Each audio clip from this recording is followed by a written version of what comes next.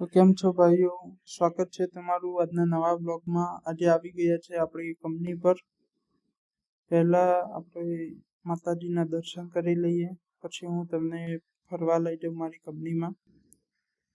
આ છે આપણો સ્ટોરેજ રૂમ, જે આપણે બધો રેડી સ્ટોક સ્ટોર કરીએ છીએ।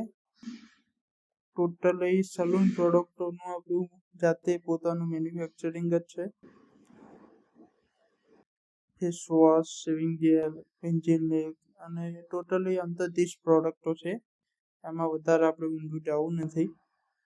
તમે મારી સાથે જોડાયેલો રોજની નવી નવી વિગતવાર માહિતી લેવા। આ તમે જોઈ શકો છો કે આપણી બેચ બની રહી છે પેન્સિલ મિલ્કની મશીનમાં, અને આ જે મોટું મશીન દેખાય છે એમાં શેવિંગ જેલની બેચ બની રહી છે। આપણું ફિલિંગનું મશીન છે, જે હું તમને આગળ બતાવીશ કે કેવી રીતે ફિલ થાય છે।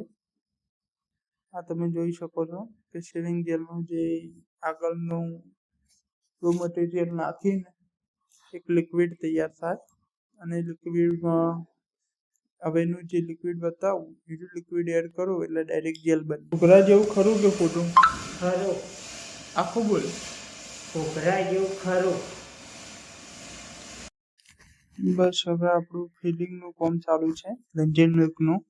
આ તમે જોઈ શકો છો કે 1 લીટરની બોટલમાં pencil milk complete ready label મારીને થઈ ગયું છે। એને આપણે જોઈ શકો છો આપણી ફેક્ટરીની બધી ડિટેલ એના ઉપર ઓલરેડી આપેલી જ છે।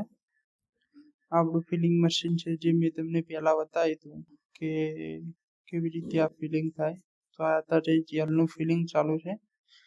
બટન પ્રેસ કરો એટલે કમ્પ્લીટ માપોમાપ 1 kgનો જેલ ભરાઈ જાય। અને કમ્પ્લીટ જો તમારે જોવું હોય કે કઈ રીતે ભરાય તો આ જોઈ શકો। આપણી જેલ ઇન્ડિયામાં ગણો ને તો એ કહેવાય કે નંબર 1 ઉપર ચાલે।